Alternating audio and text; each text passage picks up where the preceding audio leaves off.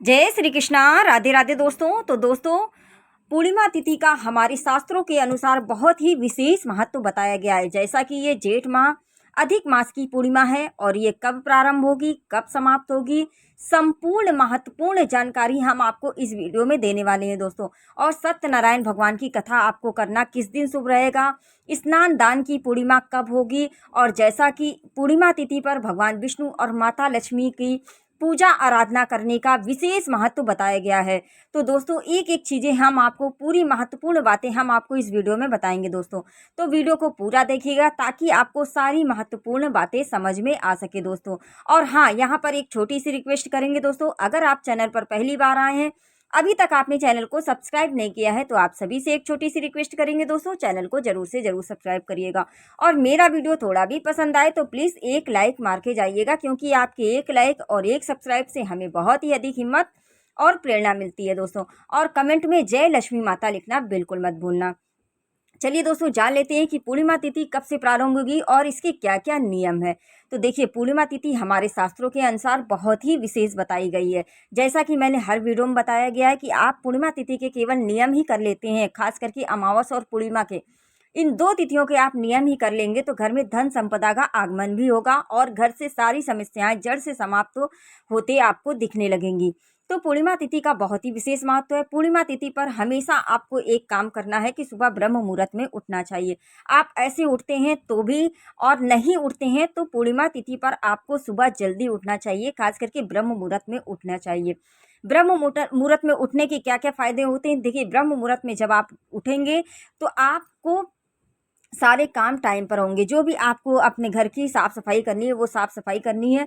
और आज के दिन पूर्णिमा की तिथि पर कहीं भी गंगा जमुना तीर्थ पवित्र स्थान पर आपको स्नान करने को बताया गया है। लेकिन अगर आप कहीं तीर्थ स्थान पर स्नान करने नहीं जा पाते हैं, तब आप घर में थोड़ा सा गंगा जल डाल कर की बाल्टी में और स्नान कर सकते हैं। हो सके तो थोड़ा काला तिल भी डाल सकते हैं।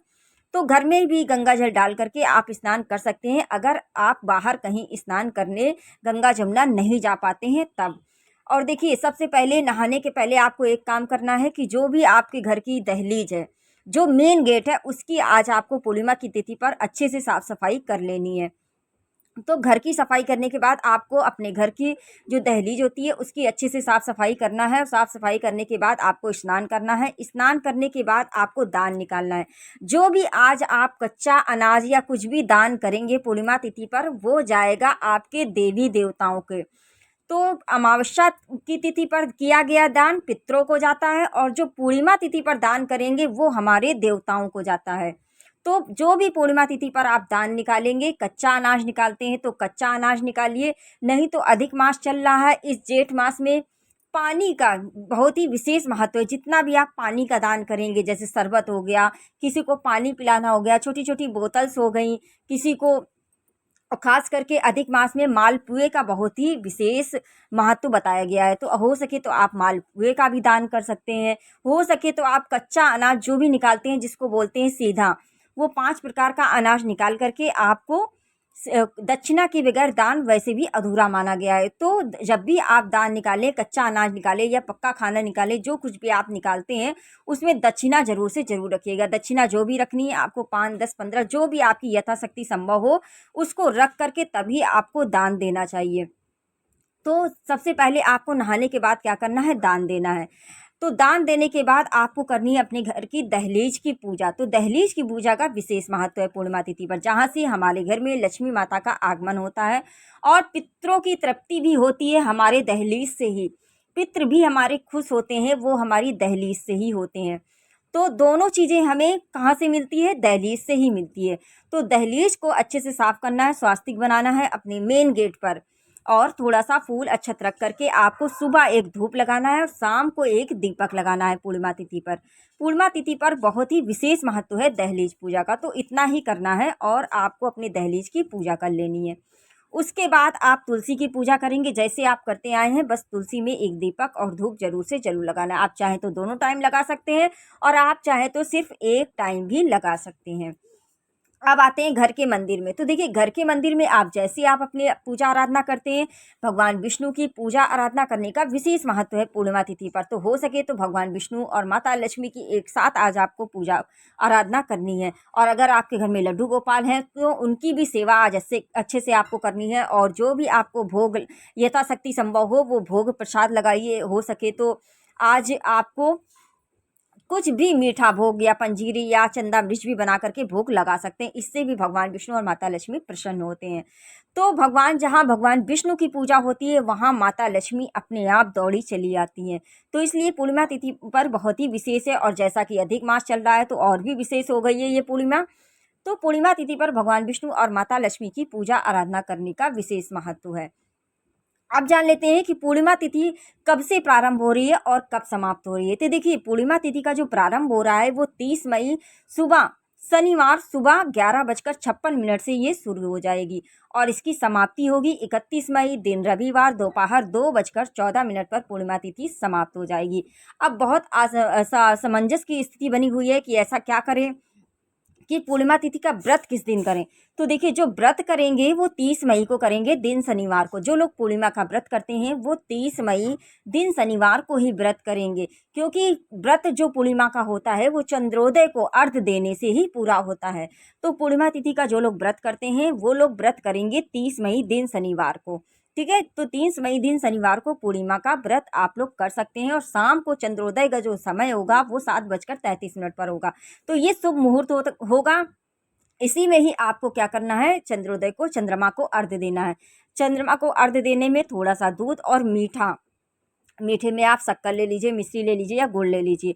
तो इतना आप करके आपको इन तीनों में से कोई भी चीज़ डाल करके आपको मीठा जल भगवान चंद्रमा को अर्घ्य देना है। उसके बाद ही आप कुछ फलाहार कर सकते हैं। इसमें पूर्णिमा के व्रत में फलाहार करने का विधान है। जो भी करेंगे आप मीठा भोजन ही करेंगे।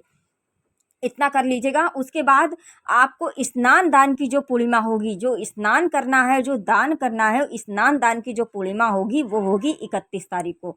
ठीक है, तो 31 तारीख को आप लोग को क्या करना है, स्नान दान का जो शुभ मुहूर्त होगा वो सुबह 4:30 से लेकर के 5:12 तक रहेगा। तो आप लोग इसमें स्नान कर लिए और दान करिए। ये दोनों ही कार्य बहुत ही शुभ होगा। तो स्नान दान की जो पूर्णिमा होगी, जो लोग व्रत करेंगे वो एक दिन पहले कर लेंगे और सुबह दान निकालना बिल्कुल नहीं भूलेंगे। तो 31 तारीख को आप लोगों को दान निकालना है। जो भी आप कच्चा अनाज निकालते हैं, जैसा भी करते हैं, वो अपने अनुसार देख लीजिएगा। आपको उसी प्रकार से आपको दान निकालना है। तो 31 तारीख को आप लोगों को दान निकालना है। तो उसके बाद क्या करना है, पीपल पूजा। अब देखिए, पीपल पूजा का बहुत ही विशेष महत्व है पूर्णिमा तिथि पर, क्योंकि भगवान विष्णु और माता लक्ष्मी का वास होता है पूर्णिमा तिथि पर पीपल के पेड़ पर।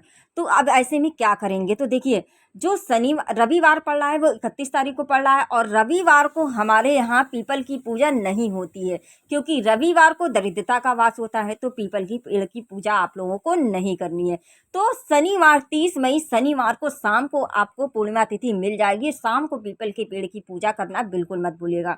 हो सके तो 30 तारीख को सुबह जल भी आप अर्पित कर सकते हैं। और शाम को आप दीपक भी, जो चौमुखी दीपक लगता है शनिवार को, उसको जरूर से जरूर लगा लीजिएगा। जो पूर्णिमा तिथि पर, जैसे मैंने बताया है कि चौमुखी दीपक लगाओ पूर्णिमा तिथि पर। तो पूर्णिमा तिथि पर आपको पीपल के पेड़ के नीचे जाना है और चौमुखी दीपक लगाना है, उसमें काला तिल रख करके।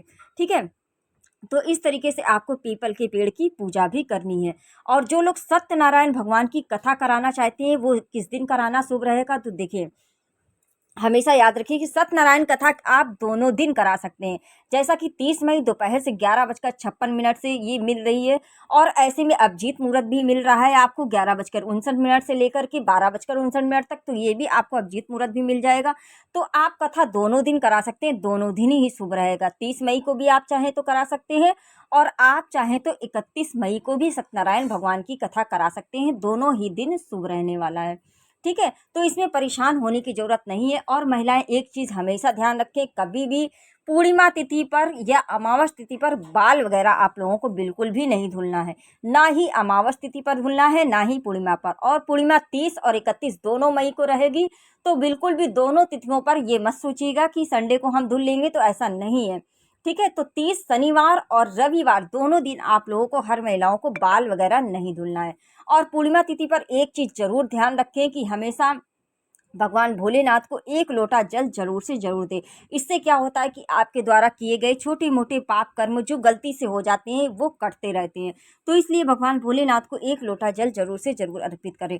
तो दोस्तों यहाँ पर वीडियो कैसा लगा कमेंट करके जरूर बताइएगा। और हाँ दोस्तों, चैनल पर पहली बार आए हैं, अभी तक आपने चैनल को सब्सक्राइब नहीं किया है, तो आप सभी से एक छोटी सी रिक्वेस्ट है दोस्तों, चैनल को जरूर से जरूर सब्सक्राइब कर लीजिएगा। और मेरा वीडियो थोड़ा भी पसंद आया हो तो प्लीज़ एक लाइक मार के जाइएगा और कमेंट में जय माता लक्ष्मी लिखना बिल्कुल मत भूलना।